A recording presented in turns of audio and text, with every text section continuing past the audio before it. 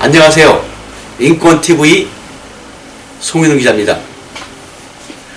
기자는 1월 10일 대전지방법원 230호 법정에서 개최된 MBG그룹, 임동표 등의 1,200억 원대 투자 사기 사건을 변론 종결 공판을 방청했습니다. 거기서 TV조선 등의 악의적인 허위 엉터리 보도만으로 작성된 깜깜이 공소장으로 엄청난 징역형과 엄청난 벌금, 추징금을 구형하는 검사의 탈을 쓴 악마를 보았습니다. 공소장, 기재권 등 모든 게 엉터리인데 공소를 기각해 공소를 제기해 공판을 진행된다는데 놀랐습니다. 어쨌거나 공소 제기된 2019년 3월 7일 이후 10개월 만에 공판이 종결됐습니다. 2월 19일 선고가 될 것입니다. 그런데 10개월 공판이 진행된 동안 어떤 범죄가 입증되었는지 18명의 피고인, 변호인, 방청객 등 아무도 모릅니다. 이 같은 사실은 당일 검사가 피고인 18명에 대한 엄청난 징역형과 엄청난 벌금, 추징금을 구형을 했음에도 변호인들 모두가 한결같이 무효와 무죄를 주장한 데서 알 수 있습니다. 하늘과 땅처럼 극과 극입니다. 즉 근본 재판은 누구나 인정하듯이 범죄 사실이 아닌 것을 억지로 꿰맞추어 검사가 공소했느냐 여부를 재판부가 판단할 수밖에 없습니다. 진실을 밝히려는 정의로운 재판장이라면 무죄를 선고할 것입니다. 무효를 주장하는 이유는 첫째, 8월 27일 범죄 사실이 아님에도 재구속한 것은 불법 감금에 해당되고 불법 하에서의 재판 진행은 무효이기 때문입니다. 둘째, 피의자 신문 후인 1월 8일 공소장 변경은 무효입니다. 또 무죄인 이유는 깜깜이 공소장이고 범죄 사실이 하나도 입증 안 됐다는 사실에서입니다. 공소장에서의 범죄 사실 요지는 첫째, 허위 홍보로 MB 주식을 사도록 유인했고, 둘째, MBG 주가가 상승할 것처럼 오해를 유발해 피고인 임동표가 임의로 지정하는 높은 매도 가격에 판매하여 부당이득을 취득했다는 것입니다. 이게 자본시장과 금융투자에 관한 법률, 특정경제 가중처벌들에 관한 법률, 사기, 반문 판매 등에 관한 법률을 위반했다는 것입니다. 그러나 첫째, 검사는 허위 여부를 입증하지 못했습니다. 검사는 사업 성과가 없다는 것이 허위라고 주장합니다. 그러나 사업을 진행한 것은 틀림없는 사실이고 진행하는 사업에서 성과를 어떻게 판단할 것이냐, 또 사업 성과가 당장 없다고 해서 모두 허위로 판단할 수는 없습니다. 둘째, 검사는 사기 여부를 입증하지 못했습니다.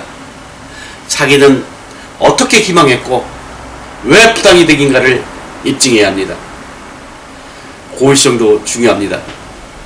그러나 주식 매수는 매수자 본인의 책임이기에 고의성을 입증할 수 없습니다. 주식을 매수하도록 어떤 기망행위를 했는지, 매도 가격에서 액면가 500원을 공지한 금액이 왜 부당이득인지를 입증하지 못했습니다. 이처럼 검사는 공소한 범죄 사실을 입증하지 못했습니다. 그냥 공소만 하면 재판장이 유죄 확정해줄 줄 알았던 것 같습니다. 그러나 재판장이 알아서 판단의 유죄로 인정하면 검사와 재판장이 짜고 공판을 진행하게 됩니다. 공소사실을 특정하지도 못했고 특히 범죄 사실을 입증하지 못했음에도 구형을 한다는 것은 국가가 국민에 대하여 폭력을 행사하는 것으로 독재국가 어디에도 이런 폭거는 없습니다. 더구나 공판 종결 날까지도 MBC 코리아에서의 주식 판매가 3단계 이상에게 후원수당을 지급해야 성립되는 다단계라는 사실을 입증하지 못했습니다. 8월 27일 이후 다단계라는 공소사실로 재구속한 게 불법 감금이란 불법임에도 재판이 진행된 것도 재판이 무효란 사유입니다. 공소장 범죄 일람표에 적힌 범죄 금액은 수사관이나 검사가 압수한 통장 거래 내역을 그대로 이기한 것에 불과합니다. 최소한 공인된 기관인 하나은행이 발급한 주식 거래 내역으로 범죄 금액을 입증했어야 합니다. 그래야 자본시장과 금융투자업에 관한 법률에 해당이 됩니다. 3월 7일 공소 제기 이후 4월 11일, 8월 27일, 12월 19일, 2020년 1월 7일 공소장이 변경됐습니다. 그때마다 피고수가 달랐고 피해 금액이 달랐습니다. 이런 것들은 검사의 공소가 얼마나 엉터리인가를 말해주는 증빙입니다. 범죄 사실이 특정되지 않은 엉터리 공소장으로 징역형과 벌금, 추징액을 구형하는 검사는 사라져야 할 적폐 대상입니다. 허위 구속영장을 신청, 불법 감금이란 범죄 행위를 한 검사는 하루 더 빨리 처벌해 죄의감을 받도록 해야 합니다. 강하게 주장합니다. 정의롭게 사는 나라가 되려면 행동하는 양심이 되어야 됩니다. 방관하는 것도 악의 축입니다.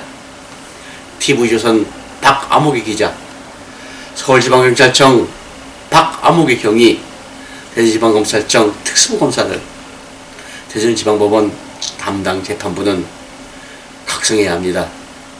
임동표를 비롯한 피고인들 18명, MBC주 4,066명과 그 가족들, 대전 시민들에게 가한 잘못된 업보를 반드시 치르도록 해야 합니다.